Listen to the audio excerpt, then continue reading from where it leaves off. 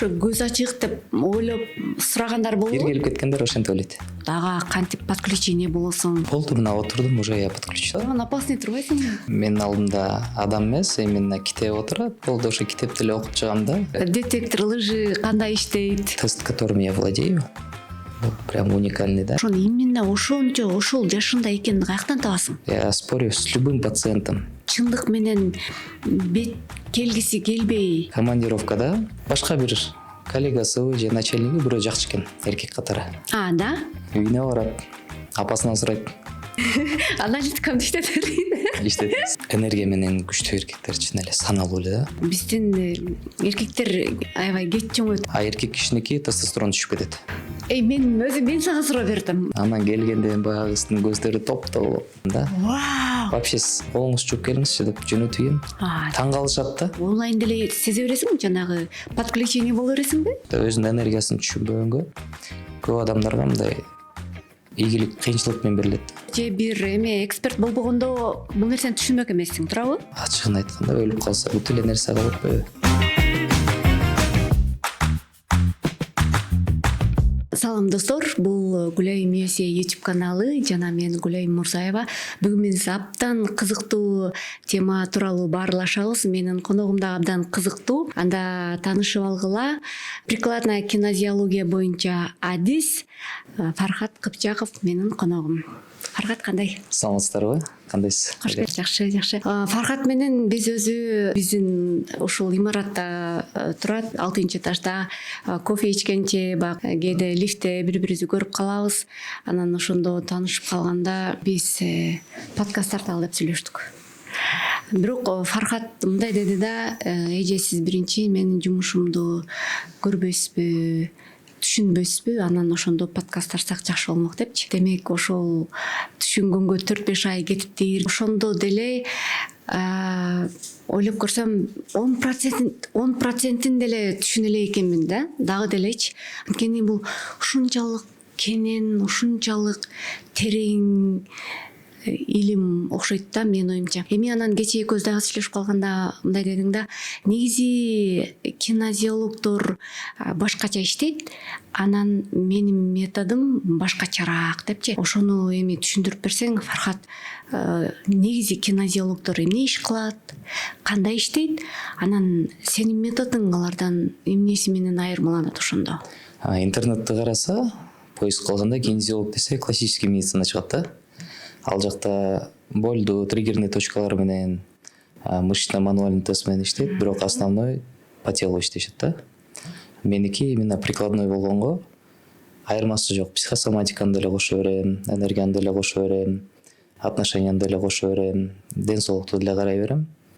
Главное ошонун түп тамырын табыш керек да. Анткени эмоционально иштеген менен денеде память тела бар, калып калса кайра эле бир күн ооруп чыга берет да.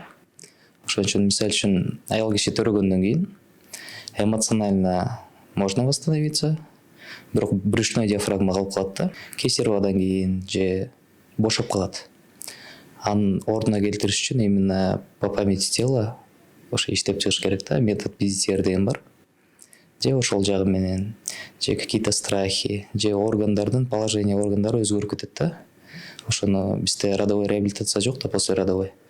Ошону обязательно кылыш керек. Аны кылбаганга кийин барып, бир оорулар чыккандай, анан ошонун артынан кайра мен артты көздөй кетем да. Ошондон түп тамырын жапканга аракет кылам. Цистит мисалы үчүн. Циститти эле психосоматика менен алганда мындай определенный эле бир функцияны кое беришет да, же границы, же страхи депчи. Цистит брюшной диафрагма бошоп калса, анда эле цистит боло берет, неудержание боло берет да. Может, анын ордуна грудной клеткасы кыйналып аткан болот, же жаактары тырышып аткан болот. То есть ошонун түп тамырын таап, кандай болсо да именно жардам беренге аракет кылам да мен. Ошон үчүн прикладной кинезиолог деген ошол. Кинезиология бир тест, а функциялары ар кандай метод менен именно жардам бериш керек. Ооба, өзү кинезиологиядан сырткары сен өзүңдү бир канча тармакта өнүктүрүп турсуң да, изилденип турсуң. Анан ошондо пациент келгенде кимисин көбүрөөк колдоносуң? Мисалы, психосоматика, гинекология, дагы кайсыл тармактарда изилдендиң? Ключ именно ден соолуктун башына киргенге мага психосоматика жардам берет. бирок психосоматикада деле определенный, мисалы үчүн башың ооруса бирөөнү жактырбай атасың, ашказаның ооруса аш кыла албай атасың, энергияң, давлениең көтөрүлөсө же обида же злость дешет. Бирок антип айта албайм да, анткени 10 пациенттин бир эле запросу болушу мүмкүн. Бирок айтып берсе 10-онуку вообще башкача да. Бир эле 2-1 туугандын бирөөсү башка программа, бирөөнүн башка программа. Оорусу бир, бирок иштегенде башкача иштеш керек болуп калат да. Мен жолуккан сайын суроо бере берем да, бул ошол түшүнөйүн деп аракет кылып лифтте каякта суроо бере берем. Анан кечээ подкастка даярдан отуруп мындай ойлонсом, менин мындай экен да, мен бүгүн кандай пациент келди, кандай запрос менен келди, жана бирок чын-чынына келгенде ал эмне болуп чыкты. Анткени башка запрос менен келет, анан башка эле маселелер чыгат го. Ошол нерселерди сурай берет экенмин. Айрыкча ошол нерседен балким өзүмө дагы анализ кылам да. Сиз аналитик экенсиз да. Информациянын баарын топтоп алып, аны өзүнчө бир комнатага отуруп алып, ошонун баарын мындай диагностика кылат экенсиз да. Обычно именно аналитик адамдар ошондой кылат. Сиздики ошол позициядан карайт экенсиз да. Баарын угуп алып, андан кийин ашыкпай картина чогултат экенсиз да өзүңүз. Ошондо мен бүгүн азыр кайра ошол суроону берейинчи. Азыр эле мына акыркы соңку пациентти кабыл алып эле чуркап келдиң да. Биз бир этажда турабыз. Анан бирок дагы ыраазычылык билдирем, мындай ушул подкастты жаздырыш үчүн 2 пациентти атмена кылып, алардан кечирим сурайбыз, анан жылдырдык да. Азыркы мына соңку пациент тууралуу сүйлөшүп элебиз. Эми албетте дайыма аты жөнүн эч качан айтпайсың. Буга мен дагы албетте сый мамиле менен мамиле кылам. Эмне маселе менен келди, анан эмне менен кетти? Клинический опытын айтып берейин. Ошо именно ошо пациенттики. 34 жашта, буга чейин күйөөгө тие элек. Основной запрос ошол болуп келди да. 34төн бир күйөөгө тие элекмин деп. Диагностика кылганда меники мындай, менин алдымда адам эмес, именно китеп отурат. Болду, ошо китепти эле окуп чыгам да, эмнеге бүгүнкү чейин ушул келди деп. Карасам, өзү отношения негизи эле жок экен. Энергетикасы алгыстыкы именно мужской да, мага алгыска и так эле кичине мындай жумшагыраак эркектер өзү деле келбейт. Эмнеге андай болду деп изилдей келсем, түп тамырында, то есть родовой именно период эле считывать эте берем да меники. И во время периода, когда мама была беременна, апасы командировкага көп барчу экен. И командировкадан бирөөнү жактырчу экен. Я по ней считываю, что она совсем нежеланная, другая. А сурап атам да, апаңыз эмне кылчу эле, мындай айтып берет го десем, командировкада көп жүрчү дейт. Командировкада башка бир коллегасы же начальниги бирөө жакчу экен, эркек катары.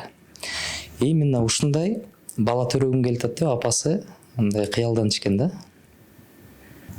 Апасынын айырмасы жок, кыз төрөлүү, ал именно ушундай адам энергиясы менен эркек именно бала төрөгүм келип атат десе, кыз төрөлөт.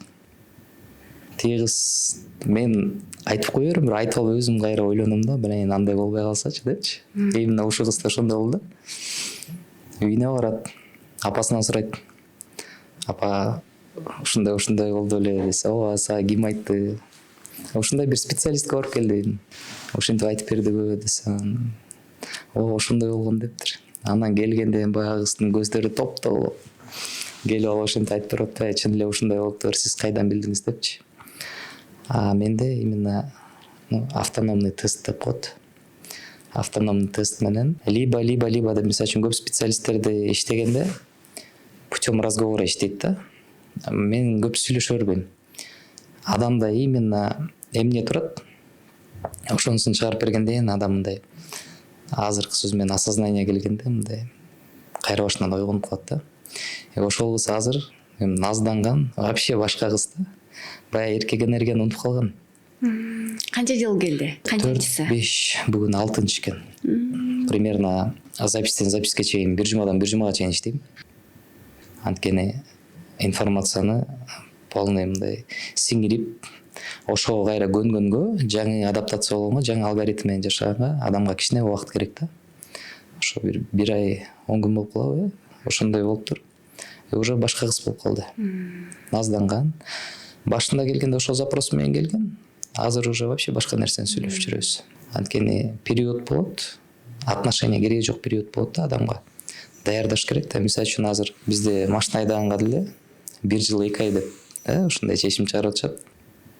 Эмнеге чечим чыгарып атат? Анткени 1 жыл 2 айдан кийин үйрөнүп бүтүп рулга отурганда биринчи светофордон авария болбош үчүн. Мындайда машина айдаганда бир эле учурда денең айдай берет, бутуң өзүнүн жумушун кылат, колуң өзүнүн жумушун кылат. Ошол эле убакта сен бирөө менен сүйлөшөсүң же план кыласың. Мен мындай болчу да, ушинтип туура айттың. Биринчи мен машина айдаганда балдарды сүйлөбөй отургула, музыка койбой, мынтип айтайчымын, азыр оңго бурулушум керек, эмне кылыш керек, оңго поворотник жандырыш керек, анан оңго өтүш керек, анан деп ушинтип айтачумун да. Азыр эмне мен машина айдап аткан учурда мен толтура жумуш кылам. Колум айдай берет. Кофе ичесиз, сүйлөшө бересиз, балдардын сумкасын жылдыра бересиз. Анткени адаптация болдуңуз да. Ошондой эле машинага үйрөткөндөй, бизде мисалы үчүн семейный институт деген жок да. Эмнеге турмуш курасың? Сага кандай эркек керек? Сага кандай аял киши керек? Өздөрү көргөн мээримди, өздөрү көргөн жашоону эле балдарына айтып берет, айто өздөрү деле аны кылбайт. Ошон үчүн балдар албайт да. Интеллект именно семейный отношенияда биздики барып 35-40ка келгенде 20 жыл мурунку ситуацияны деле сүйлөшүп жүрө беришет. Ал таарынычтар ошо менен жүрө берет да. Ошон үчүн даярдабайт да. Ошол үчүн тиги кыздыкы просто убактысы келдек болчу да. Эмне үчүн турмуш курам? Кандай адам керек экенин до сих пор түшүнө элек. Анткени өзүнүкү энергиясы мужской болуп жүрсө, мужской деген эми ал ошондон барып бала губкадай да. Эмнени койсо ошону сиңире берет. Бул уже боюнда бар учурунда эле башталат. Ошон үчүн биздикилер стресс, токсикозду мындай абайлап карашат да. Анан барып ошону уже эркектики бизде мындай деп коет го. Сен үйдөгү эркектерге караганда жаман күчтүү чыктың, эркек эле болуп калсаң деп ошентип айтып берип уже адамды адаптация кылып коет ошогочу. Азыркы күндө анан запрос 34 жашта күйөөгө тейлик. Бул жөн эле себеп да эмес, бул следствие да. 10-15 цепочканын эң этегинде. Эми көрүүчүлөр мындай бир элестетиш үчүн бир пациент келди сага. Эмнеден баштайсың? Ошол процесс кандай болот? Ага кантип подключение болосуң? Ошол кызыкта турабы? Азыр деле детектор лжи кандай иштейт? Детектор лжи, то есть мына мен азыр отурам, уже иштеп атат да. Да? Сиз менен отурам, иштей берет. Эмнеге сизди айттым, именно аналитик экенсиз деп. Потому что отуруп сизди угуп атып, деп атып, сиз больше жооп берип эмес, адамды перебивать этпей, информацияны полный алып атпайсызбы? Мен бияктан окуп атам. Неге антип атат депчи. Сиз пока суроонун этегине жеткиче мен именно аналитик экениңизди түшүндүм да. Ушинтип эле иштей берет меники. Оорун айтса деле, ал адам оорусун айтып бүткүчө мен деп коем да, өзүм жүрө берем дагы, ал оорун айтып бүткөндө мен причинасын айтам да. Эми жана келген пациентке кандай подключение, ошол процессти түшүндүрүп берсең кандай болот? Болду, мына отурдум, уже я подключен. Бирок тийбейм. Мисалы үчүн көп адамдар менен иштей бербейм. Келип кабинетке деле келет, бирок мен жардам бере албайм, бизге башка киши жардам берет деп жөнөтөм да. Анткени же адам даяр эмес, же чын эле башка адистин жумушун алып аткан болом да. Андан көрө ошол адиске жөнөтсөм көбүрөөк мындай пайда алат да. Наоборот, кийин эстеп мага ыраазычылык билдирет да. Кинезиологияны ошо интернеттен издесеңиздер, наука движений и жизни дейт да. Мисалы үчүн треугольник Гудхарда деген бар. Ошо энергия, органы и психосоматическое состояние. Ошол үчөөнүн баарын бириктирмейинче баары бир болбойт да. Мисалы үчүн подкастка келет деп коюңуз. Бияка келет, мых басып алсам, биринчи очередь эмне болот? Эмоция. Эмоция болот. Анан басып келатканда эмне кылам? Аксап келем. Аксап келип бияка отургандан кийин же бул жерде эмес, же ал жакта эмес. Настроениемди өзгөрүп калат да. Ошон үчүн биринчи мыхты дарылаш керек, мых баскан жерди. Андан кийин ошондон кийинки эмоцияны алыш керек. Андан кийин состояние өзүнө келет. Мисалы үчүн биздин населениянын примерно 87% азыркыга чейин ойгон элек. Эмнеге ойгон элек? Эмнеге ойгон элек болгондо адамдар өзү менен иштейт дегенде в прямом смысле иштеш керек. Жана подкасттардан же кээ бирлер бар. Обидаңды айтыш керек, злость айтыш керек, же грусту тышташ керек дегенде түп-түз түшүнүп алышат дагы. Ошол жерден мындай кылып аткан ишин токтотуп коюшат. Обидасын барып күйөөсүнө айтат же аялына айтат. Ал жерден анан уруш талаш чыгат да. 10 жыл келген обиданы антип айта калганда эле эч нерсе чечилбейт да. Эмнеге болду, аны 10 жыл мурун барып сүйлөшүш керек. Потому что бул уже жашоонун алгоритми болуп калган да. Аны бир күндө сындыра албайсың да. Бир күндө сындырсаң, же бирөө сынат, же аялы, же күйөөсү сынат да. Ошентип анан эки жолго түшүп кетишет да. Бизде тем более сүйлөшкөндү билбейбиз го. Биз такыр сүйлөшкөндү билбейбиз. Биз үйлөнгөнгө чейин деле сүйлөшүп жүрүп үйлөндүк дейбиз, бирок ошондо деле сүйлөшпөй үйлөнөбүз. Анткени биз кандай үй бүлө болобуз, биздин үй бүлөбүз балуулугу кандай болот, биз канча балалуу болушубуз керек, же бир мындай план болуш керек да. Көчө сизге ошо пациент деген кирдим го. Семейка менен иштедим деп. 10 жылдан ашык жашашкан, общий интересиңер эмне десем билбейт. То есть бул сенин адамың үйдөн поддержка кылат, тойдон көңүл ачканга жардам берет, чогуу башка жактан ийгиликтерге жеткенге жардам берет. Ошонун баары бир болбосо, адам компенсация кыла берет. Сырттан бирөө жакшыраак сүйлөп койсо же особенно эркек кишиге башка аял киши жакшыраак поддержка берип койсо, мындай же кичине энелик мээримден сусап калган эркек болсо, компенсация кыла берет да. Материнский инстинкты высокий аялдар бар да. Жанында турсаң эле прям өлө тепло болот. Ошонун артынан деле башка бирөөдөн именно нуждаться ете берет. Адам өзү менен иштеш керек деген ошол да. Буга чейинки келген именно слабостьтарды жабыш керек. А мындан кийин именно кыймылдаганга, мисалы үчүн сууну деле бир жума коюп койсоңуз, бир жумадан кийин жыттанып баштайт. Жөн эле турган суу. Бул деградация болот да суу. Адамдын организминде картина мирасы, сознаниясы, айланасында жүргөн балдары ошо менен кошо деградация болот. Качан жылып баштайт? Токтоп турган сууну же агызып иш керек, же аккан сууга барсаң, болото менен эле аккан суунуку састыкы, мисалы үчүн экөөнүн функциясы вроде бир эле суу, бирок бирөө сасып атат, бирөө жүрүп атат да. Адам өзү постоянно теченияда туруш керек да. Болбосо оорулар, түшүнүксүз жерден эле оорулар анан бүтпөйт да, түбө теби жок. Сураш керек да, бул оорунун артынан мисалы үчүн эмнеге именно ответ берип атат, же эмнеден мени сактап атат. Кээ бир адамдарга жашы өткөндөн кийин азыркыга чейин эле иштетем. Если жаш кезинде от того, что хочу иштесе, азыр от того, что надо иштейт да. Просто өзүнүн энергиясын түшүнбөгөнгө көп адамдарга мындай ийгилик кыйынчылык менен берилет да. А өзүң энергияны кайсыл жерде точно колдонуш керек ошону түшүнгөндө жеңил келет да. Мисалы үчүн көчө бир пациенткам аябай вкусу жакшы экен да. Сатып атканда алдабайм дейт. Жакпай калса адамга сатпай эле коем дейт, айтып эле ачык эле. Саткан адамга сатам дейт. Аны бүт даже конкурент деп деле айта албайм, если ал эжени баары копировать этип атса. Баары менин товарларымды киргизип турат дейт. Бир күн түшүндүм дейт. Менин энергиям кандай иштейт экенин. Кереги жок товарларымды дагы чыгара баштадым дейт. Баягы конкуренттер бүт ошону алып кетишти дейт. Реклама кылып. И зато эч кимди алдабай эле. Просто өзүн түшүнүп алды да, энергиясы кандай иштейт. Ошону иштегенде адамга жеңил келет да. Кудайым анткени ар бир ситуациядан жолун берип турат да. Же бир нерсе түшүнүш керек, же бир нерсе алыш керек, же бир нерсени кое бериш керек. Ошону мындай примерно түшүнүп алганда жашоо жеңилдейт да. Жубайлар, түгөйлөр көп келип атат деп айтып калдың, анан бут кийим чечилип турган өтүп барат. Көрүп калам да анан.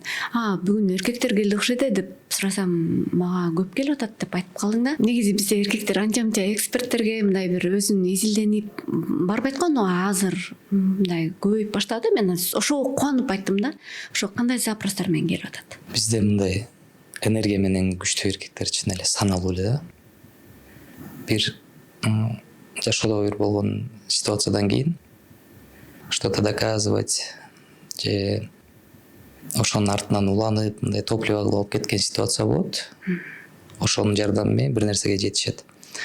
Бирок именно энергиясы менен иштегендер аз да. Азыр бизде мисалы үчүн аял кишилер аябай көп иштешет. Ошон үчүн азыр мисалы үчүн примерно бир 35-40 ортосунда аябай катуу иштеп атышат да. И жашашта да уже билип алышты кантип жашаш керек. Буга чейин мисалы үчүн биздин ата энебиз ага чейинкилер система менен жашачу да. Азыр системаны сиз өзүңүз каалагандай настройка кылып алсаңыз болот да. Кааласаңыз мисалы үчүн подкастты эле азыр каалаган жерде тартып аласыз да.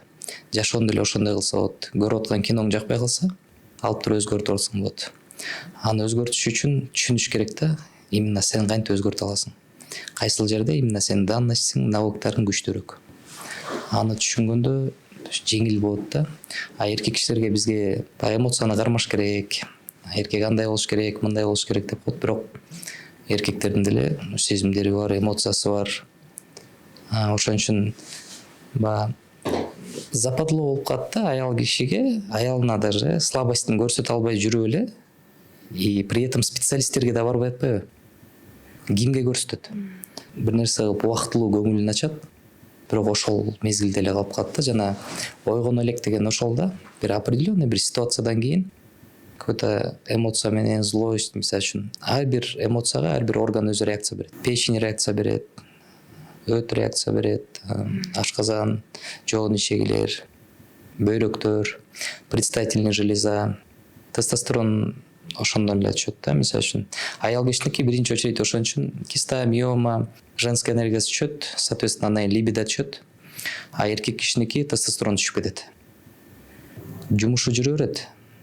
Бирок тестостерон аябай низкий болуп калат да. Бул тестостерон мужской, женский кундалини низкий болгондо көп нерсе мындай оор берилет да. Мисалы үчүн мени качан көрбөсөңүз дагы постоянно мындай көңүл жайдары жүрө берем го. Потому что өзүңдү иштеп турсаң өзгөрө бересиң да. Азыр мисалы үчүн эң акыркы адам менен иштегеним экөөбүз примерно 1 жыл мурун көрүшкөнбүз да, таанышканбыз. Условно мындай эле алыстан эле ассаламу алейкум деп коебуз. Ар бир көргөн сайын сен өзгөрүп келатасың, сен ошол адамсыңбы же кимсиң деп менден чочуп атат да. Потому что буга чейинки подкасттарды эле көрсөңүздөр, прям 10 жыл айырма менен өзгөрүп кете берет адам.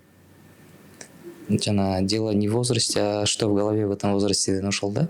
Батыраак изилдесек, өзүбүздү батыраак өзгөртүп кетебиз. 40 жашка чейинки жете турчу информацияны 1-2 жылда чогултуп алса болот. Зато кыйналбай 40 жаштан ресурсту урдабай бүгүнкү күндө именно бүгүнкү күн менен жашаганга жардам берет да бул нерсе.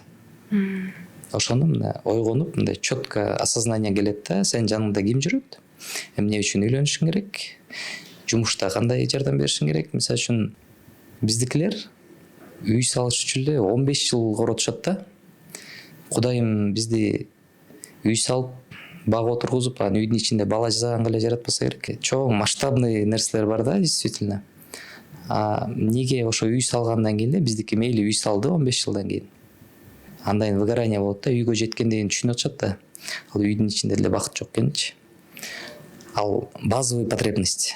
Машина, үй, акча, базовый потребность энергияны жараша келе берет.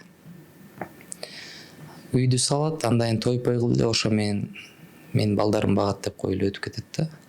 Ошон үчүн Европада мисалы үчүн 40-50дөгүлөр күйөөгө тие элек. Баягы күйөөгө тийбей келе дебейм, бирок анткени өздөрүн иштеп түшүнүшөт да. Ар бир күн мисалы үчүн бүгүн канчадасыз? 38-де. 38 мисалы сизде эч качан болбойт. Экөөбүз көп жолу сүйлөштүк да ушул нерсени. 38 эч качан болбойт. И бул возрастты именно үй салганга, машинага эмес, өзүбүзгө жумшаш керек ресурсту. Энергия Кудайым берип атабы? Ал чайник толуп калбаш керек да, аны төгүп туруш керек.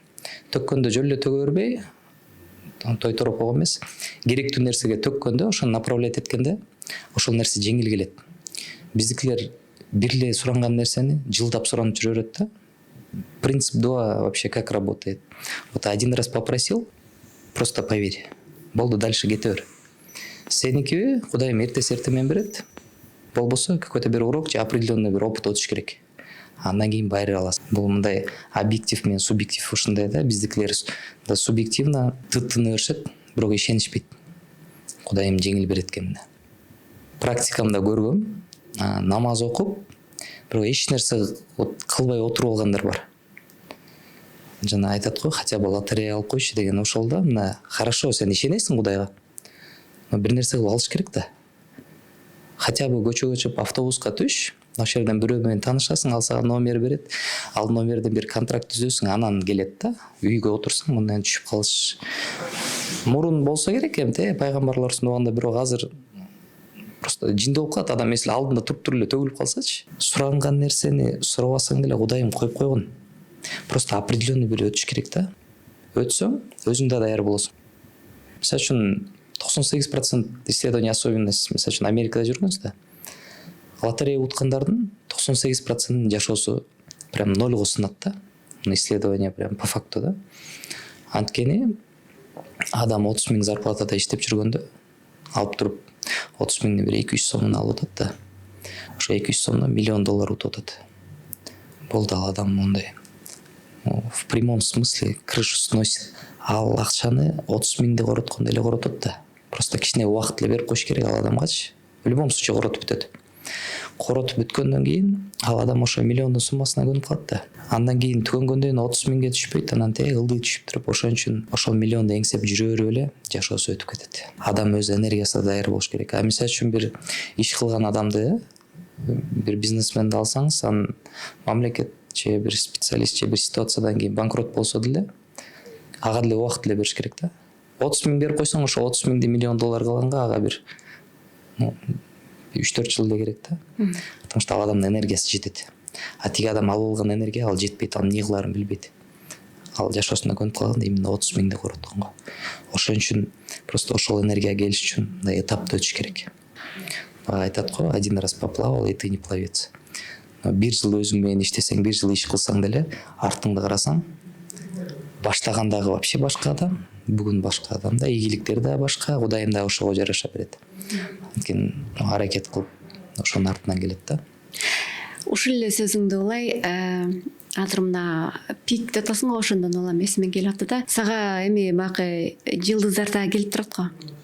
Анан бирок сен айтпайсың дагы ким эмне запрос менен келди тоже айтпайсың, бирок эми алар менен мен деле иштешип жүргөн адам катары, алардын жашоосун эми эчтен билген адам катары эми сен өзүңдөн угалчы, алар кандай абалда келет, эми ошол бир пикти, ошол бир эмени эңсеп жүрүп, анан сага келгенде эмне запрос менен келишет? Алардын жан дүйнөсү. Адам запрос менен келгенде ал уже келген состояниясы ошол да, конечный итог. Мен ал менен иштебейм да. Запрос менен келет, бирок вообще башка ситуацияны ыразы кылам. Анткени ошол состоянияга келгиче, мисалы үчүн выгорание деп коет го. Выгорание деле жок өзүчү. Выгоранияга биз состояниябыз менен келет. Организм уже ошол жерден болду эч жака жылдырбай коет. Пока бул жерде иштебесең, дальше кетпейсиң деген момент да. Ошон үчүн жумушу да токтоп, иши да токтоп, жылдыздуу убактысы да токтойт да. Тиги жактан эң башта алганда бир ситуация болот. Ошондон кийин же кулайт, же таарынат, ошентип отуруп, же болбосо вообще өзүнө көңүл бурбай коет. Ийгилик постоянно болсо, постоянно движение болсо, адам унутуп калат да өзүн. Мисалы үчүн менде бар. Башында ооруп, вообще болбой калдым деп келет. Даже эжелер да, бир 60 жаштагы эжелер. Бир жумадан карасаң, үй салып атам мен, азыр убакыт жок дейт да. Строй материал алып барыш керек, антиш керек, мынтиш керек. Бир жума мурун эле ден соолугу токтотуп койгон анычы. Кичине өзүңө көңүл бурчу деп. Кичине жакшы болгондо эле сразу башташат да. Башка иш менен алектенип. Эң биринчи өзүбүздүн именно ден соолугубузду карасак.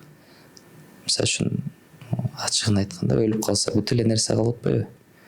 Иштеп аткан иши калат, байлыгы калат, машинасы калат. Ооруп калса, мисалы үчүн ал адам бир жума жакындары бар жанында болот. Бир айдан кийин 3 күндө бир келип баштайт. Бир жылдан кийин жүк болуп каласың. Бир жыл ооруган адам жүк да уже, мисалы үчүн ачык эле сөз да. Ошол состоянияга жеткиче эле биринчи өзүбүзгө көңүл буруш керек. Когда человек может сам себе помочь, он, соответственно, и детям поможет, и социуму поможет, и жашоого мындай чоң бир салым кошо алат да.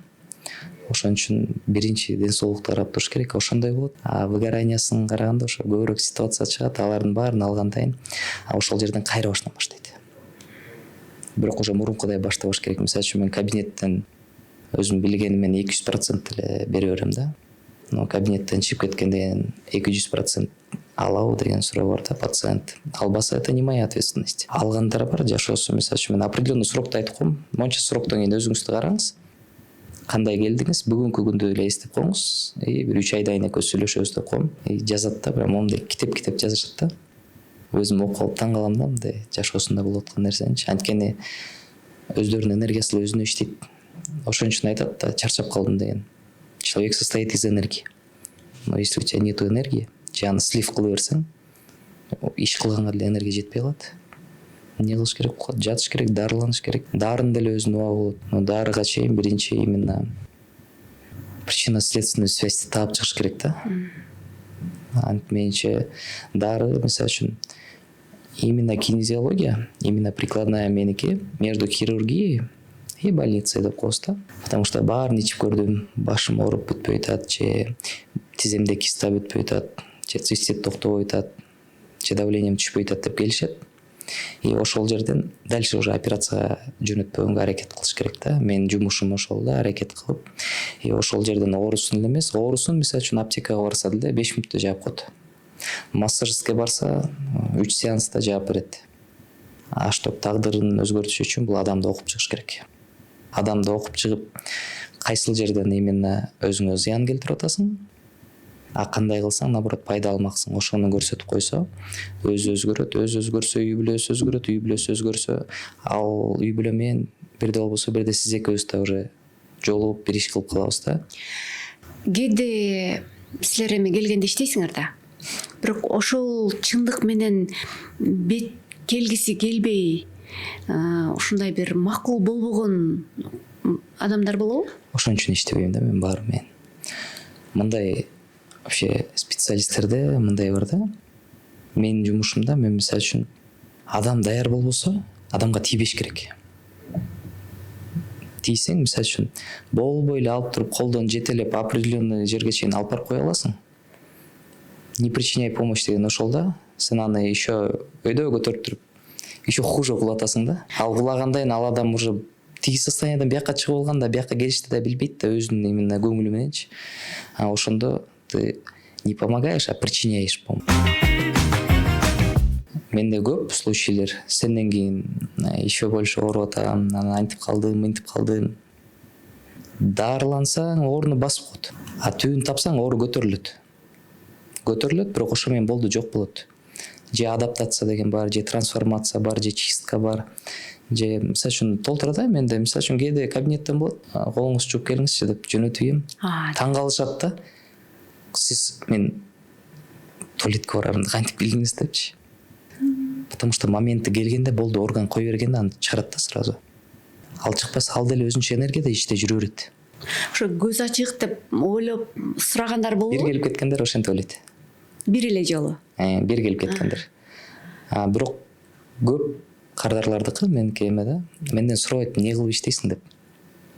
Мен иштеген адам билбейм, ушунча айтып берет, аларга да терең ыраазычылык билдирем да. Алардан келген адам менден сурабайт, эмне кыласың, кантесиң. Вот даже аз подкасттан кийин болбой 9га бирөөнү жазып коюшту. Подкастта мен барып чай ичип эс алайын дегем да. 9га жазып койду, вот бүгүн албасаңыз болбойт деп. 200% гарантия менен билем, ал аял киши именно специалист келсе, эмне кылып жардам бересиң деп точно келбейт. Ошончо если настоятельно келатса, ал болду отурат, өзүнө керектүүнү алат. Менин жумушум именно указывать этип коем да, эмненин айынан ооруп атканын. Ошону түшүнгөндө болду, адам жашоосу өзгөрөт. А оорусун өзүн дарылап жүрө берсең, ал бүтпөйт да. Мисалы үчүн, могу зданияда азыр мен колумду жууп атып, раковинаны ачып койдум деп коюңуз. 1 сааттан кийин мынтип калып кетип калсам, 1 сааттан уже 6-чы этажды суу каптайт да. Таң аткыча уже полный этажды суу каптайт. Биринчи очередь эмне кылыш керек? Сиз кандай ойлойсуз? Кранды жабыш керек. Кранды жабыш керек да.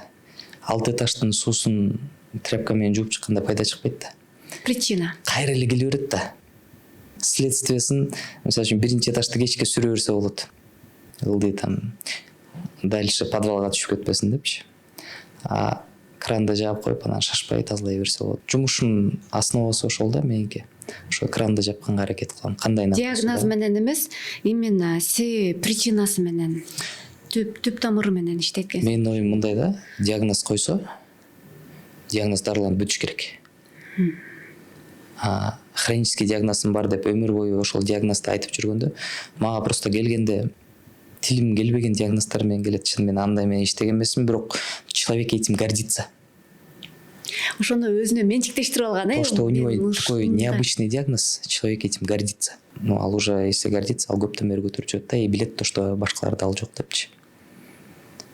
Ал диагноздун башы, мисалы үчүн азыр экөөбүз урушуп кетсек, эртең менен гормональный фондо анализ берсеңиз, кортизол высокий болот, там эстроген түшүп кетиши мүмкүн, мелатонин, уйкуну вообще эле айтпай эле кой, нерв болуп жата берип уктабай деле чыгасыз да, эртең көздөрүңүз кыпсыз болуп келесиз да жумушка. Кечинде кайра кечирим сурап алдыңыздан өтүп койсом, бүрсү күнү кайра анализиңиз башкача чыга берет. То есть психосоматика деген ошол психоэмоциональное состояние. Андан кийин аны оору келет. Жаш кезде бул эмоционально турат. Чарчадым, күчүм жок, күчүм бар, нерв болуп атам, жумушум жүрбөй атат деп эле ушинтип эле жүрө берет. Андан кийин эле түшүнүксүз бир оорулар чыгып калат атпайбы? То есть ошол да психоэмоциональный состояние жаш кезде ошол жүрө, анан бир күнү чыгат ал. Ал чыкканда аны ошол ооруну басышат да, аны ооруну баспай эле кайра бул башына барыш керек. В общем, кандай жашадым деп мындай артты караш керек да. Эмненин айынан бул оору келди мага деп. Неме азыр сен канча жаштасың? 27. Эме аналитикамды иштетет. Иштетебиз. 27 жашта. Негизи мындай мырзалар, эркектер капа болбойт болуш керек, бирок биологиялык жактан, балким финансы жактан өссө деле, чоңойсо деле негизи мындай биздин эркектер аябай кеч чоңойт да, негизи чоңойбойт. Жада калса 40-ка 50ге чыкса деле дагы эле чоңойбогондор бар. Туурабы? Анан мындай мен анализ кылганда 28 жашта ушул бала ушунча нерсени билет, анализ кылат. Мисалы, элементарно үй бүлө кантип курулуш керек, анын баалуулугу кандай болуш керек, аял менен күйөөнүн отношения кандай болуш керек. Мына ушун жаттагы эле сен сүйлөгөн сөздөрүңдөн ушунчалык изилденгениңден анан ойлоп койдум да, эми ошону өзүңө деле колдонсоң керек. Анан мунун уландысы ушундай анализ менен буга кыз жагабы өзү деп ойлодум да. Мына бир кызды көрсө эле подключение болуп эле анын полный анализ кылып эле бул болот, бул болбойт деп эле баягы детектор лжи иштей берсе кандай болот депчи. А еще багында жакында бир Москвага бир кызга барып келдим. Ошо пациентка болуш керек, анан балким жаккан окшойт да, ошо барып атайын ошол кыз үчүн барып ужинге чакырып, анан бир эле жолугушуудан кайра жолукпай турган болдум деп айтып койдуң да. Ошону айтып берсең, эмне болду? Ал кыз менен именно башкача таанышкам да. Таанышып эле мындай болот го, ичте бир мындай жылуу сезим болгон да. Таанышкандан кийин 1-2 сүйлөшкөндөн кийин эле айттым да. Вот мен сага келем. Как раз сентябрдын этеги, октябрдын башы жок, августтун этеги экен да, сентябрдын башы болчу. Ошондо эле түшүндүм, мен айттым 1-октябрь менин туулган күнүм. И ошону именно сен менен почему-то тоскум келип атат деп. Мы с тобой просто поужинаем, дедим да, и я хочу понять, почему я ощущаю с тобой такие эмоции, дедим да. И ради этого я хочу приехать десем. Ишенбей жүрдү. Бир күнү билетти алып туруп жөнөттүм да, вот чын эле, чтобы поужинать с тобой, баратам. Вот такой мужской поступок деп ал кыз да ойлойм, кубанды. Ойлойм, кыз үчүн бул аябай самооценкасына мен чоң эле бир салым коштум да, чакалап элечи. Ошентип бардым, барып жолукканда эле түшүндүм да, но человек не мой.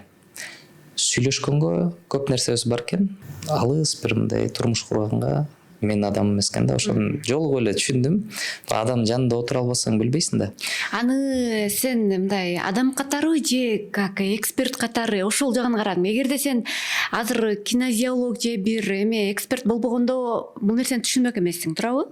Да, баары эле жакшы сүйлөшкөнгө приятно, видеодон көргөндөгүдөй, сүрөттөн көргөндөгүдөй татынакай кыз. Түшүнбөк эмессиң, туурабы? Эми караңыз. Сиз кинезиолог эмессиз, а? Буга чейин көрбөгөндөй маскаңыз жогуп отурасыз азыр. Эмне үчүн айтып отурасыз? Кандай ойлойсуз? Азыр мисалы үчүн ушунча расслабленно отурасыз, камера жоктой эле отурасыз да, экөөбүз жөн эле чай ичип сүйлөшүп отургандай отурасыз да. Эмне үчүн? То есть сизде деле тест жок, кинезиология жок, метод жок. Мен сага суроо бердим. Жок, мен сизге азыр ошондон жооп бергим келип атат да. Мен потому что мен өзүм жумушумду кылып атам. Бул мага кызыктуу тема. Билбейм, мен жөн эле. Энергия ушундай иштейт. Мындай сизге тиешелүү жумушту мисалы үчүн экөөбүз тартып атабыз да, экөөбүзгө тиешелүү. Эгер энергия туура келсе, ошентип эле, то есть жумушуңуз келгенде эле унутуп каласыз. Жөн эле сүйлөшүп отура бересиз. Адам менен деле тесттин деле кереги жок. Ошон үчүн кээ бир адам менен сүйлөшсөң, тревога башталат да, жөн эле же кеткиң келет, же уйкуң келет. Кээ бир адамдар бар, жанына келсең сразу уйкуң келет да. Потому что энергиясы же соруп коет адамды, же башкача именно вибрацияда жүрөт да. Ошону именно жанына туруп түшүнөсүң. А бирөө менен жаңы таанышсаң деле болот го, мындай жылдап сүйлөшкөндөй эле боло бересиң. Бул мындай адис катары, коллега катары именно энергиялар туура келгенде, то есть бүт нерсени сүйлөшө бересиң, унутуп каласың. Бул адамга секрет айтпаш керек дегенде эле унутуп каласың, бүт айтып отура бересиң да. То есть ал жерде уже тестти деле колдонгон жокмун. Баратканда эле түшүндүм, просто в любом случае мен барып именно бир ужин кылайын, именно ушу туулган күнүмдө деп, потому что почти 2 жыл өзүмө сиз айтып аткан ушул жашыңда ушунча нерсени билдим дегенге 2 жыл эс алган жокмун да. 2 жыл эс албай жүрүп, ошо именно эс алайын дегенде ошол кызды көрүп, анан мейли барып бир ужин кылып көрөйүн дедим. Көрдүм, жакшынакай отурдук, ужин кылдык. Ошо мен айттым да, сонун кыз экенсиң, но өзүнчө сонунсуң, мен да өзүнчө. И наоборот, рахмат убакыт бөлгөнүңө деп. Анын артынан как раз Москвада ошо онлайн иштеген пациенттерим бар болчу. Алардын менен да иштедим. Анан өзүм мурун Москвада иштеп кеткем. Эмнеге барганымдын себебин ошондо түшүндүм да. Ошол кыз аркылуу онлайн иштеген пациенттерим баарын бир кыдырып чыктым. Мурун именно өзүм менен иштей элек состояниямда Москвада иштеген менен азыркы барып иштегенимде ошондо мындай эки башка адамдай болдум да. То есть ошонун баарын благодаря даже той девушке өзүмдүн состояниямды түшүнүп алдым да, канчалык өзгөргөнүмдү. То есть даже ушундай встречалар случайно болбойт да. Кетип атып, наоборот, мындай көңүлүм жылып кеттим да, мындай кыска убакытта сонун өзгөрүп алыптырмын депчи. Анан онлайн деп калдың. Ооба, мен билем, сен онлайн чет жактагылар менен, балким Бишкекте эмес, аймактагылар менен дайым иштеп турасың. Офлайн экөөнүн айырмасы кандай? Онлайн деле сезе бересиң, жанагы подключение боло бересиңби? Адам өзү ачык болсо, мен мисалы үчүн мындай болот да. Адам өзү ачык болсо бүт нерсесин окуй берем, айтып атпайм, ушу китептей эле. Бирок эч нерсе көрбөйм, мисалы үчүн элдер ойлойт мени көрөт деп. Точно эле айта алам, мондай кылыпсың. Мол адам экен, мындай болуптур. Ошого бирок точно айтпаганга аракет кылам да, адам өзү келгенде, өзү айтып келгенде мээде рецепторлор кайра ойгонот. Ошол кезде мисалы үчүн уктап калган рецепторлор кайра ойгонуп, анан моторикасы иштеп баштайт. Вегетативный иштейт, же мисалы үчүн сознательный, подсознательный кылып калат да. Ошону адам өзү иштетип, анан ошого келгенде, мисалы үчүн болот го, билип эле жүргөн нерсеңизди мен келип мисалы үчүн 10-15 мүнөт айтып койсом, муну мен билчүмүн да депчи. Ошол да адам өзүндө деле внутренний голос айтып турат. Биз аны больше игнор кыла беребиз да. Ошону угуш үчүн именно бүгүн азыркы чейин мындай состоянияны оңдоп коюш керек да. Азыр деген адамдар эми өздөрүн аябай изилденип калбады, изилденип ага барып, буга барып, анан мен тоже мындай анализдеп отурсам, адамдар ал психологко барып, бул экспертке барып уже башы айланып калыптыр да. Кимге барышын дагы билбей, же ал психологко баргандан кийин психологдун жасаган жардамын аш кыла албай токтоп калгандар дагы көп экен да. Ошондой адамдарга жолуктум өзүм дагы. Эми мен деле бак эксперттер менен көп иштешем, психологдор менен көп иштешем, ар кандай энергопрактиктер менен көп иштешем, бирок алардын дагы кардарларына болгон жалоптарды угам да. Анан мен ушундай кылсам, ушул жерге келгенде ушул пациентим токтоп калды, анан түшүнбөй атат деген да психологдорду көрдүм. Анан ошол учурда ошол психологдун эмесин, терапиясын аш кыла албай, кайра хуже болуп кеткендерди дагы көрдүм да. Ошол жерде мен ошол суроону бердим коридордочу. Сага берсем сен айт. Менин жумушумдун эмнеси жакшы? Мен ошентип адамдан болду чукуп чыгып, кайра ага айтып, кайра ага түшүндүрүп отурбай, жөн эле мен таап адамдын сен ошону компьютери өзүң түшүндүрүп берсең. мисалы үчүн жана айткандай эле ошо адам өзү айтып жүргөн нерсе, определенный специалисттер мисалы үчүн сүйлөшүп иштейт да. Адам өзү айтып аткан нерсе, если ошол нерсе значимый болгондо, ал үйдө отуруп деле же көчөгө чыгып бир кофе ичип эле уже чечип алат ал суроону. Термин менен айтканда, на самом деле мозг страдает от того, что не знает, чем он страдает. Болду. Ошон үчүн адам ордунан мындай кирерге тешик таппай, же бирөө менен сүйлөшүп, же бирөө менен урушуп компенсация кылып берет. И достаточно указать, из-за чего ты страдаешь. Кайсыл күндө башталды, кайсыл возрастта башталды. Ошону тапкандан кийин мисалы үчүн жеңил болот да. Мен Кудайга шүгүр жумушумдун эң жаккан жери мимо примерно мондай кылыпсың деп айтпайм да. Я готов, я спорю с любым пациентом. Вот мен айтып атам, мондай болуптур. Жок, менде мондай ситуация болгон дейт. Эжеке, ал ситуация болсо анда экөөбүз бул жерде отурбайт элек, сиз билет экенсиз аны. Соответственно, ал сизге жардам берген жок. Ал ошол состояниядан кийин келди. Мисалы үчүн мен мык басып келип тура сиз менен урушуп кетсем, сиз күнөөлүү эмессиз да. Мен мык басып келгенге настроением жок келдим. Бул жерде урушуп кеткен конфликтибиз барып кайра мыкты карап келиш керек да, кранды жабыш керек. Ошол кранды жапканда анан кайра туура коммуникация башталат. Ошон үчүн тест, которым я владею, бул прям уникальный да. Мисалы үчүн сиз көчө суроо берип баштап туруп эртең берейинчи дегенсиз, мен уже түшүндүм да эмне суроо берериңиздичи. Да? Хорошо, ушинтип изилденип жүрөсүң, иштеп атасың, элдерди окуп атасың. Барар жериң кайсыл жер деп суроо бергенге мен сизди көчө эле окуп койгом да. Вау! Вообще айтпайм дедиңиз, эртең берем дедиңиз, мен просто аны окуп койдум да. И даже ойлонгон жокмун бирок ответинчи. Просто мен түшүндүм ошончо. Мен кече кетип атканда Кетип барат туруп айттыңыз. Хорошо, ушунча үйрөнүп келип туруп деп токтодуңуз да. Ошо деп туруп эле токтогондо жаман опасный турбайсыңбы? анан түшүндүм да, эми таптаза. То есть көрсөтпөйсүз, сөздөн сөзгө туура таап берип атпаймынбы? Адамдардын деле оорусун ошентип иштейм да. Туп-туура тапсаң, прям ütүр точкасына чейин. Болду, организм эс алат. Ошол суроону берет береңиз, мына мен айткан. Барар жериң өзүң эмне деп. Подкасттын аягында берейин деп аттым эле. Мындай да. Подкасттын аягында берейин деп аттым да, потому что эме заключение бар да, дальше не кыласың, балким клиника ачасың, каяка чоңоесуң деген нерсени берейин деп аттым. Специалисттер ар ким именно өзүнүн точкасы менен иштейт да. Мен ошо айтып коеюн деген кошуп. Мисалы үчүн Эверестке эмнеге элдер каза болуп калса деле, үйшүп калса деле айлап барат. То есть флагшток. Задача поставить флагшток. Но они получают удовольствие от процесса.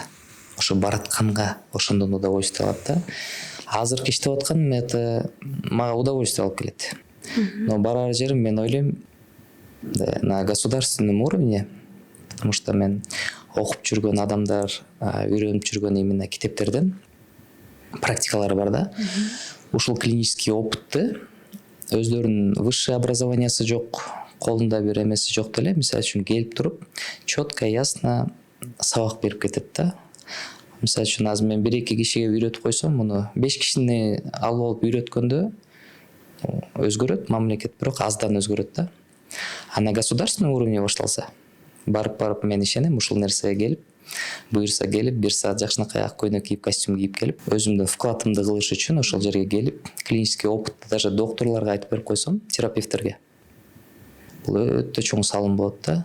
Еще сен неме деген сөзүң бар экен, кинезиология бул келечектин медицинасы деп, Это наука будущего.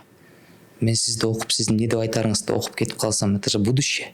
А эмнеге бул наука будущего? Мисалы үчүн ооруп аткан адамды, ооруп аткан процесстен келип туруп бизнес кылып, ийгиликке жетип, квартира алып, үй салып, за границу жылына 4 жолу сезон сайын барып келип атса, бул уже будущее да, өзүнүн будущийин оңдоп атпайбы? И при этом мен ага көчөгө чыгып эч нерсени айтпайм, үйрөтпөйм. Өзүнүн состояниясын, именно өзүнүн движениясын өзгөртүп коем. Кереги жок адамдарды көрсөтүп коем. Вот мол адамдар сизди определенный жерде кармап атат, определенный жерде сизди соруп атат, же определенный жерде жардам берип аткан адамдарын көрсөтүп коем. И ошону эле алар кичине күчтөнүп кетсе, ийгиликке бат эле жетип алат да. бул будущее да, мисалы үчүн дары эч нерсе жок эле. Кудай эместе мындай очередке туруп, айлап жазылып ага жаратпаса керек, мындай жеңил жашаганга жараткан да. Ошон үчүн адам чарчадым деген эле ошол да. Энергиясын туура колдонуш керек. Туура колдонуш үчүн энергия вообще сеники кандай иштейт, ошону түшүнүш керек. Мен бир нерсе айтайынбы? Азыр эмне айтаарымды деле билип алсаң керек. Жок, мен окубай эле коеюн, айта бериңиз. Сенин баягы ар бир адамдын Кудайдан берген бир күчтүү тарабы жөндөмдүүлүгү болот го. Кээде жөнөкөй жалпак тил менен айтканда дар деп деле айтып коюшат да. Сен ошону эрте тапкансың да. Ошону эрте тапкансың. Эми ошо сага келсек, сен кантип ушул жолго келдиң, кантип өзүңдү таптың, эмнеден баштадың ошого келели? Азыр 27 болсом, 16 жашымда бир катуу ооругам.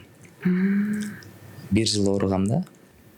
Бирок ошол ооругандан кийин мен түшүнүп атам, дарылар жардам бербей эле.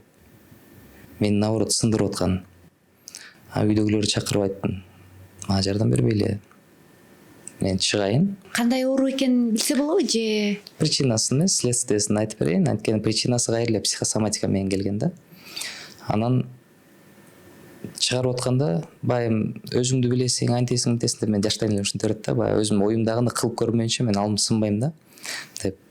Негизи эле адам ошондой болуш керек да. Постоянно мындай в позиции ребенка жүрүш керек да. Пока кармап көрмөйүнчө, токко вилканы сайып көрмөйүнчө түшүнбөйсүң ток кандай тартат экенинчи. Ошону түшүнгөндөн кийин бул эмнеге керек экенин анан өзүң колдоно аласың да. Ошондо расписка берип чыгарганда, то есть өлүп калса, ушундай эле расписка кадимкидей эле өлүп калса, то есть ответственностьты биз албайбыз, ата энеси алат деп. Ата энем ошентип алып чыгарган. Кудайга шүгүр, то есть ошондон чыккандан кийин жүрүп анан ошол нерсеге келдим. Биринчи специалистим, мен көрүнгөн специалист, андан кийин бул Костоправ болду, Москвада жүргөндө. Нурбай деген байкебиз бар, ошо көп киши тааныйт. Ошол адамга биринчи барып кушеткага жатканда эле ал кылып аткан нерсени мен сүйлөшүп баштадым да. Токтоп турсаң, сен ага чейин жана кичинекейиңден эле бирөөлөрдүн колу чыгып кеткен, эмне болгондор сага туш келгенин айтпадың го? Биринчи ошо өзүм түшүнгөнүм, ошол ооруп жүргөндө больницадан бир байкен именно мо грудной отделде позвоночниги бир почти 2 сантиметрге чейин чыгып туруптур да. Сиз көрүп атсаңыз эстесеңиз керек. Ошону ушалап отуруп бир жарым саат эле түшүрдүм. Билбейм кантип түшүрүш керек, позвоночник кандай туруш керек, анда деле билбейсиң да. Бирок ушалап ордуна келтирдим. Андан кийин бир ай өлө оорудум. Катуу оорудум да, уже жатып калдым. Көрсө, то есть жардам берип аткан өзүм энергиям башка, а мен менен ал адамга аябай мындай жалость көрсөткөм да. Почему он так болеет деп. Через жалость я слился, но моя энергия помогла ему исцелиться да. Ошол граньды көп специалисттер түшүнбөй, өздөрү определенный жумуштан кийин бирөөнүкүн. Мисалы үчүн специалист может быть в профкомпетенции самым лучшим, бирок личный компетенцияны оңдоп жаап чыкмайынча, ал адам сүйлөп аткан энергиясы как будто бы заученный боло берет. Ошентип жүрүп, Москвадан ошо Костоправ байке менен таанышкандан кийин биринчи барганда эле түшүндүм. Ал кылып аткан нерсени айтып, анан өзүмдүн оюмда айтып, мондай кылып көрбөйлү. Ал мени кырсылдап жүрөт, мен дагы айтып атам, мондай кылып көрбөйлү. Деп анан ошо айтты да, сен өзүңдүн способностьң бар экен. Деп анан ошондо жүрүп 1 жылдан кийин ага келдим да, Бишкекке келип. Ал как раз карантин бүткөндөн кийин биринчи Бишкекке кетти, андан кийин келип 1 жыл ойлондум окшойт мен ошого келиш үчүн. Келгенден кийин айттым, Нурбай байке ушинтип үйрөнгүм келип атат. Сиз кылган жумушту десем, мен сертификат бере албайм. Чоң ответственность, мен ага еще жете элекмин деди да, сертификат бере элекмин деп. Сертификат бергенге деп кинезиолог Тимур Токубаевка жөнөтүштү. Тимур Токубаевка келип, ошол жерде наоборот Костоправ эмес, кинезиологдо калып, ошол күндөн баштап. Анан кийин кайра Нурбай байке биздин мастер-класска келип, ошентип историябыз сонун бүттү да. Ошондон кийин анан ошо өзүнчө чыгып, именно өзүмдө дальше иштеп кеттим да. Азыр өзүңдүн коллегаларың ошол кинезиологдор деп коеюн, кайра сага келип турушат экен бияка? Потому что ар бир специалистке бир специалист керек. Мен мисалы үчүн өзүмдүн возможностьумду, өзүмдө бар нерсени элге эмнени берип атканды мен бир кыйналып аткан периодда, трансформационный периоддо эле түшүнөм.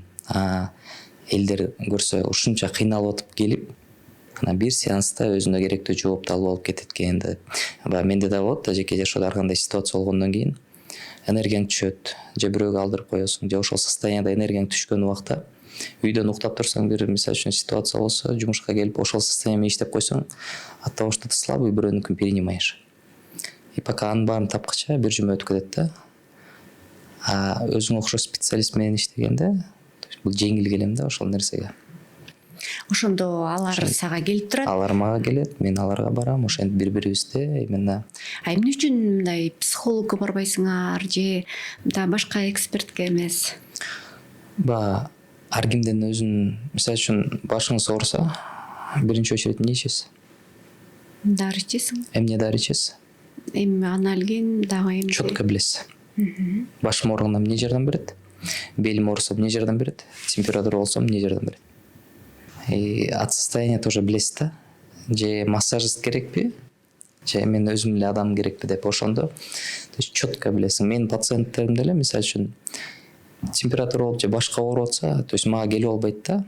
Определенный моментте билет, четко ушул бала кайра мага жардам берет деп. Жаңы бир нерсе болсо, болду ошол менен келет, ошол запросун жабам. Айрым деп коеюн, анан именно кайсыл психологиянын деле түрлөрү көп да.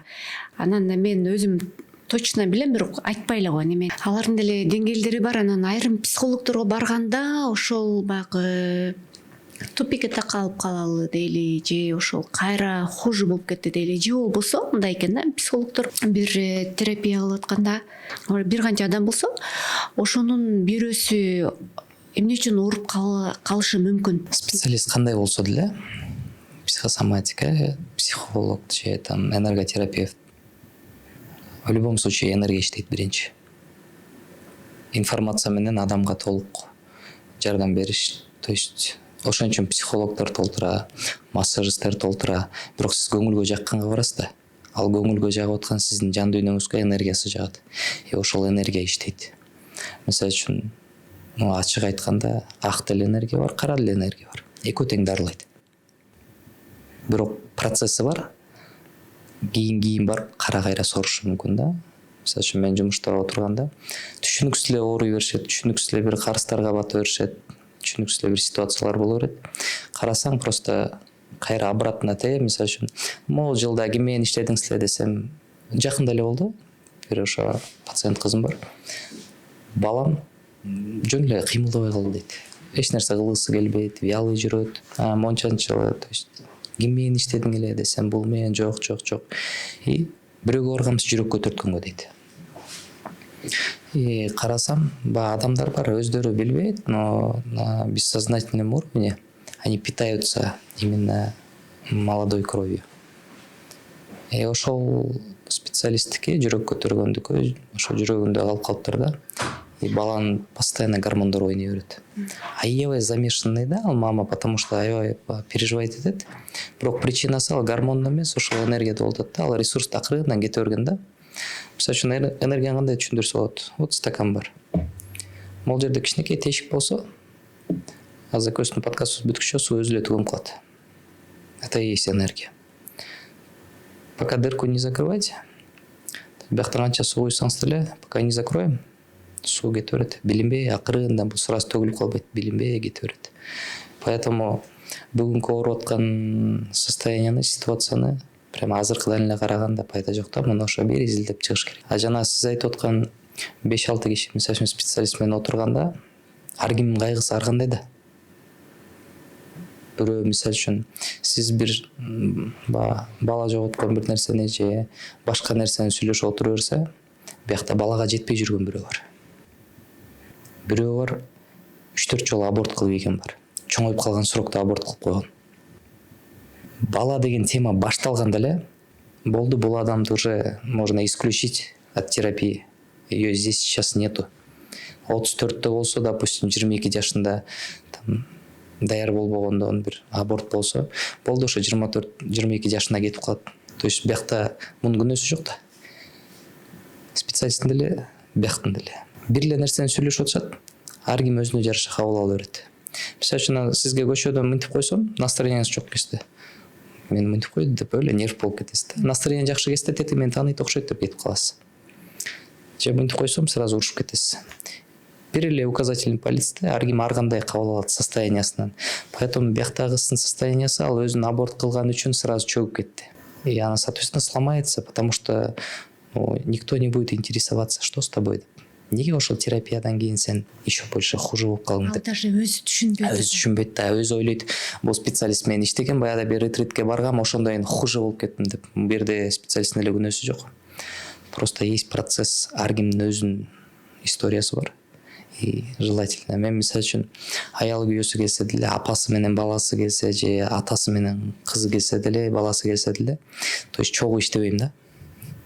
Бирөө чыгып туруш керек, бирөө менен иштейсиң, четко түшүнүп бүткөндөн түшүндүңбү деп.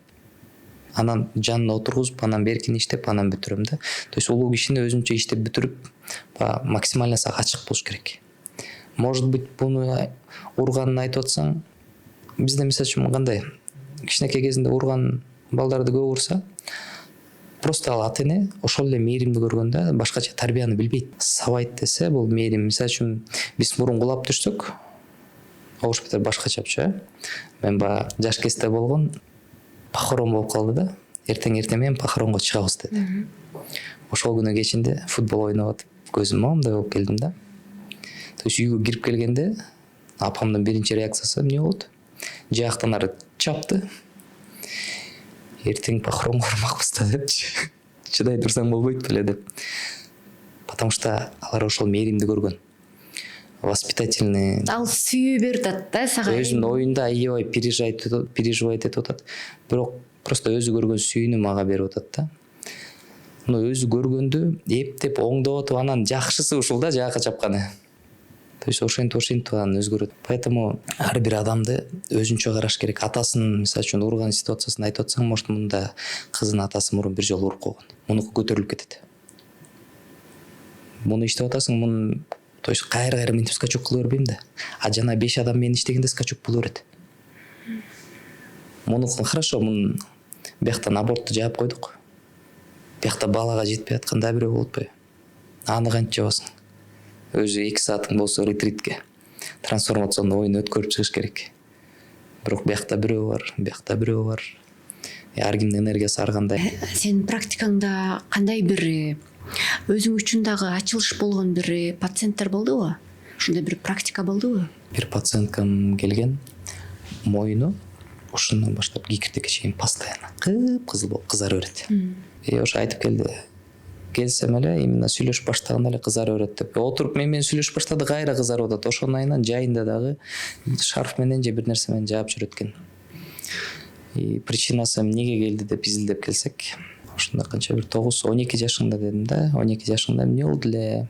Именно ата энең менен десем, отуруп аны эстеп ыйлады да. Кечинде сиңдиси сервант деп коет кыргызча. Серванттын ал кезде айнектер эмес беле? Серванттын айнегин талкалайт, жатып алышат. Андан кийин эртең менен тиги биринчи турат, улуу эжеси. Улуу эжеси турса, ата энеси нервте, ал сервант биздин кыргыздар үчүн прям мындай драгоценность да, алып кете турчу, ал кездечи. Аны өлө сабайт. Апасы жакка чапкылайт, атасы дагы болушпай, наоборот, то есть они там не выяснили причину. Она даже не смогла высказать свою позицию и правду. Вообще эмненин айынан сынды, ким сындырды, даже жетишкен жок. Соответственно, сразу щитовидкада эмес, именно вилочковый железага келип туруп калып калыптыр да, ошол эмоциясы калып калган да. Ыйлап, и при этом, то есть же түшүндүрүп бере албайт. Просто мында алдына коюп туруп эле сабап салгандай көч. Жүрүп, ошон үчүн алдына бирөө келсе эле, баягы страх бар да. И при этом эмоция дагы бар. Ошол кезде обида, злость болуп калса, кийин уже страх болуп калган. Барып алдына бирөө келсе, ошондой состояние болот деп. Потому что мозг именно картина менен эстеп калат да. Мисалы үчүн бул жерде бир нерсе болсо, либо свет, же шкафты, же микрофон триггер болуп калат.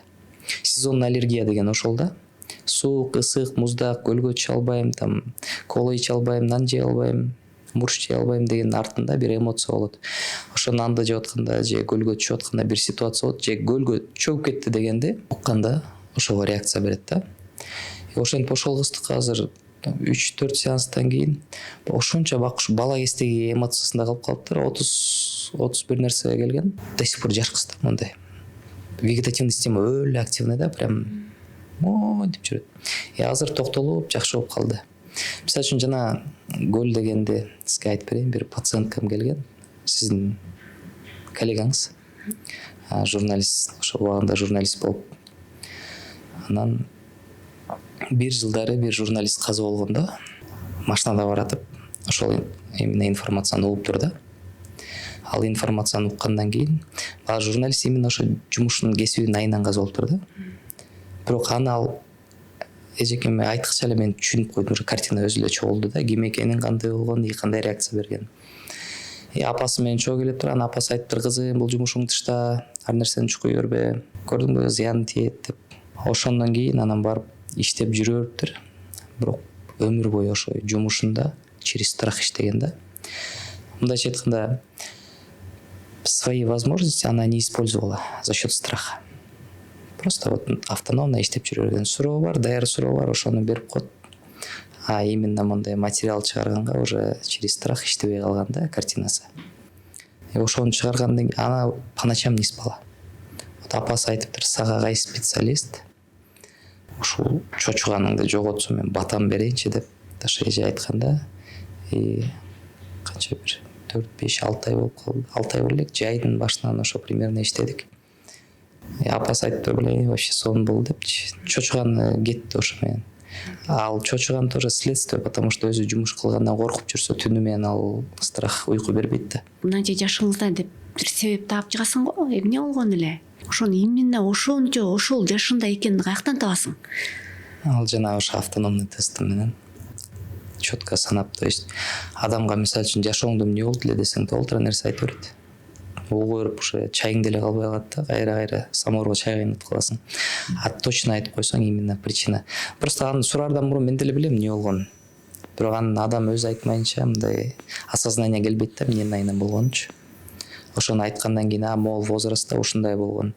Андан кийин жумушта ушундай баштадым, там үй бүлөмдө мондай болуп калдым, жашоодо мондай болуп калдым, өзгөрүп калдым деп анан ошентип жүрүп анан ошол состояние келип калат. Ошол состояниядан чыгарганга жана ситуацияны өзү эстегенде, дейт да сразу. Көчө мисалы үчүн семейка менен иштегенде эркек киши тестостерону түшүп калыптыр да. Просто аны заморозился.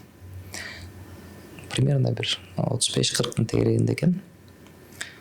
Бүгүнкү күндө аны изилдегенде пайда жок да. То есть барып карап анан ушундай жашыңызда эмне болду эле окуп жүргөндө десем, роудуга түшүп, роуддан эми баары бир чындык чыгыш үчүн кичине сурайт да, суракка тартып.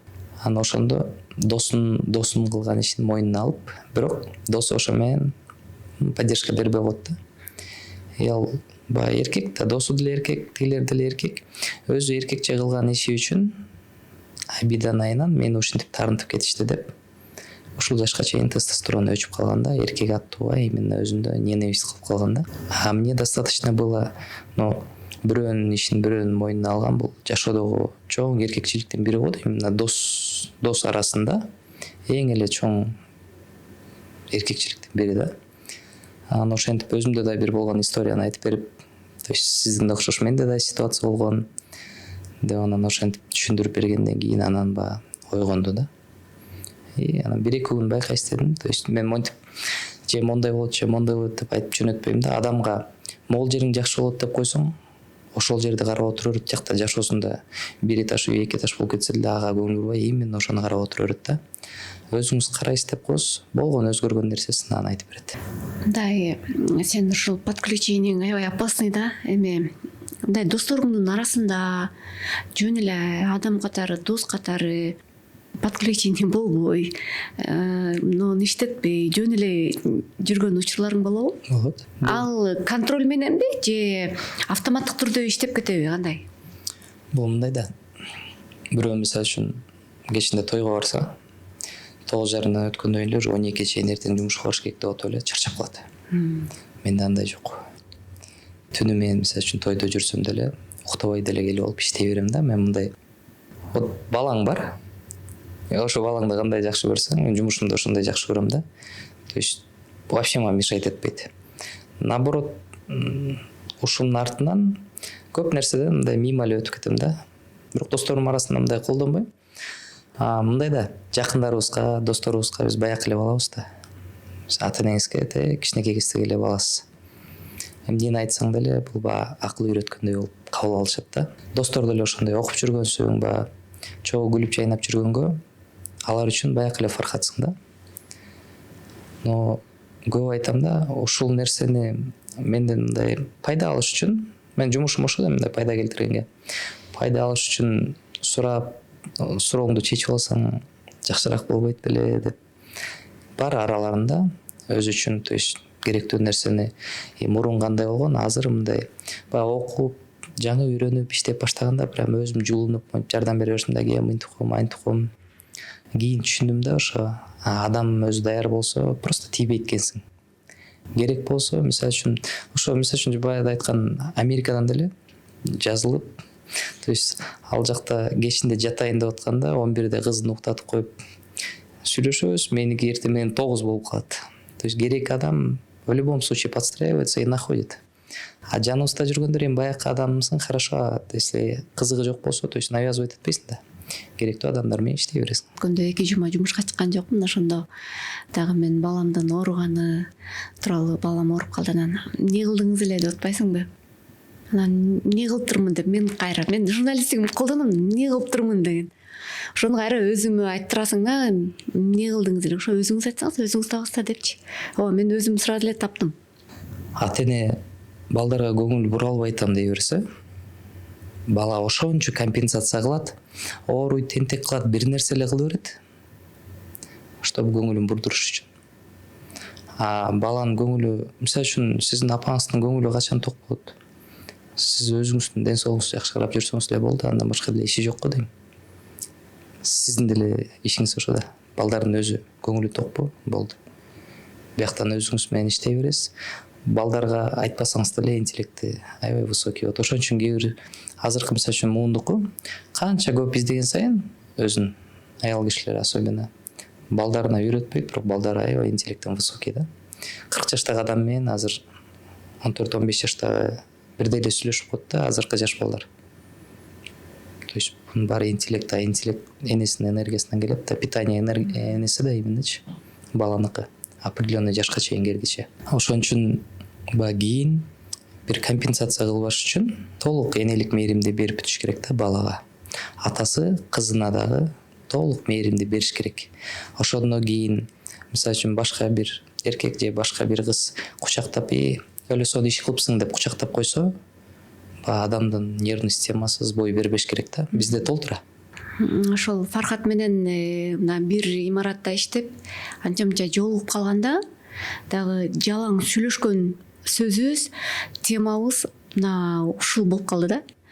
Анан ошол нерсени балким силерге дагы пайдалуу болуп калат деген ойдо бүгүн подкастка жаздырдык. Негизинен бүгүн мага ишенип атайын келгениңе чоң рахмат. Сизге да чоң рахмат. Мен азыр мисалы үчүн буга чейин да сүйлөшкөндөй обычно кичине мындай брендти кармап, өзүңүздүн кесибиңиз менен, маска менен же сливаться этпеген кеби башкача аласыз да кесиптин айынан. Азыр түшүнүп атам, подкасттын башынан эле, то есть жөн эле камера жок эле, үйдө отуруп сүйлөшүп отургандай эле. Сизге да ошо ишеничиңизге чоң рахмат. Сиздерге да чоң рахмат. Суроолор болсо жазыңыздар. Эң эле башкысы өзүбүзгө жардам бере алсак, айланабызга жардам бербесек деле өздөрү оңоло берет. Рахмат анда. Ушун менен биз подкастты жыйынтыктайлы. Эгерде мындай эме бар да. Эгерде кааласаңар, биз ушундай подкастты дагы балким ар бир айда же ар бир 2 айда жаздырып туралы деген ой бар. Сен да бул жердесиң да, анан балким төмөндө жазылган суроолор болсо, биз ошол жак артан окуп туруп ушул суроого деп туруп эме кылып туралы. Анткени бул биздин силерге жасаган кызматыбыз да, бул ушул силерге келтирген пайдабыз болсун деген ойдо айтып атам да. Ошон үчүн комментарийге сөз калтыргыла. Менде мындай суроо бар, мындай кылса болобу, мындай менен айыктыра бересизби же эмне деген бир мамиле тууралуу, ден соолук тууралуу, өзүңөр тууралуу айырмасы жок. Анан Фархаттын дагы бул жака Instagram баракчаларын коебуз. Же болбосо Instagramга кирип издесеңер деле ошол жерде турат. Эгер келгиңер келсе, атайын ошол жерден жазылып турат. Жазылып анан келе бересиңер. Анда Сиздерге да чоң рахмат көңүл бурганыңыздарга. Мен ойлойм ошо менин кабинетиме келгиче эле же башка специалисттерге баргыча эле ушул видеодон эле, ушул подкасттан өзүңүздөргө керектүү, пайдалуу бир информация алып эле өзүңөр иштеп жашооңуздар, ден соолугуңуздар оңолуп кетерине.